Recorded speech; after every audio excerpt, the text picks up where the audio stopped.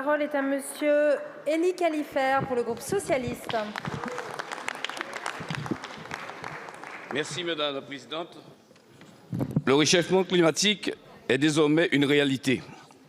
En à peine 2 semaines, la Guadeloupe a subi avec effroi le passage dévastateur d'une tempête et d'un ouragan.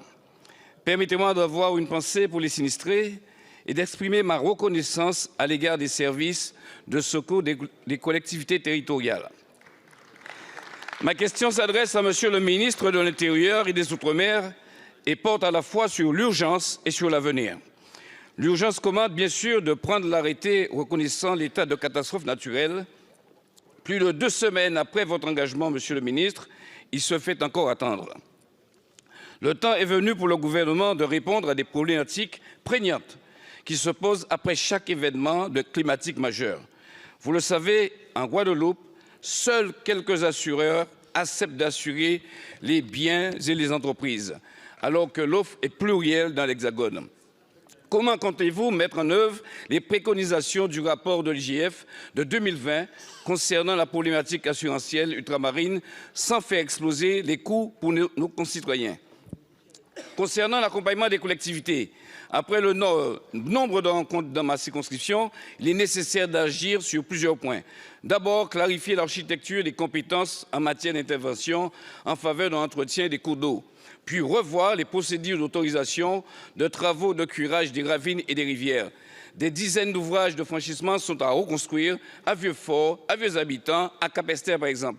Monsieur le ministre, êtes-vous prêt à créer un fonds spécial d'aménagement résilient pour nos territoires? Je vous remercie, mon cher collègue. La parole est à monsieur Philippe Vigier, ministre en charge des Outre-mer. Merci Madame la Présidente, Mesdames, Messieurs les députés, Monsieur le député Élie Khalifer. Depuis le début de cette séance, on parle malheureusement beaucoup de ces ouragans terribles. On a parlé de Ciarán et des décès qu'il y avait eu. J'étais venu, vous le savez, en Guadeloupe, à la Désirade, suite au passage de Tamis. Heureusement, on n'avait pas eu de victimes à déplorer.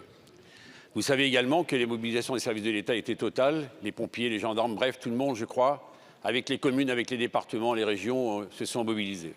Après, il nous faut tirer les leçons de tout cela. Tirer les leçons de tout cela, ça passe par la résilience. Il faut, comme l'on dit, lorsqu'on a à chaque fois une nouvelle crise, tirer ces expériences de manière à mieux les appréhender. Je crois qu'on l'a fait pour Ciarán, la Première ministre le disait. Ça a permis d'éviter vraiment plus de décès alors que cette tempête était absolument terrible. Après, nous avons des outils. Ces outils, vous les connaissez puisque vous me demandez un fonds. Je rappelle que sous le contrôle de Christophe Béchu, il y a ce qu'on appelle les fonds verts qui peuvent être mobilisés par les collectivités, qui ont été fortement mobilisés en 2023 et qui le seront tout autant en 2024. Je rappelle qu'il y a les fonds Barnier. Les fonds Barnier ont été faits pour cela. Et justement, ces fonds, il faut, là encore, massivement les mobiliser parce qu'ils sont parfaitement adaptés aussi de situations que vous évoquez. Je voudrais vous dire aussi qu'il y a eu le plan séisme Antilles et ce plan séisme Antilles, il est à disposition des collectivités encore, là pour les conforter. Oui, il faut tirer des leçons naturellement sur les constructions. Oui, il faut tirer des leçons sur comment on doit appréhender ces niveaux séismes les uns après les autres, ces ouragans toujours plus violents. Donc ces fonds existent, nous les mobilisons et vous savez très bien que le gouvernement, notamment par le dispositif catastrophe naturelle, qui a été évoqué ici même il y a quelques semaines, sera effectif, en particulier pour la Désirade, là où il méritait de l'être. Merci. Je vous remercie, monsieur le ministre, monsieur le député. Oui, merci à vous. Je vous demandais des actions concrètes et surtout, vous m'avez fait un cours de communication. Sauf qu'il faudra, par rapport au retrait de côte, aménager autrement les territoires et le fonds Barnier ne suffira pas, il est déjà assez faible. Merci à vous, monsieur le ministre. Je vous remercie, monsieur le député.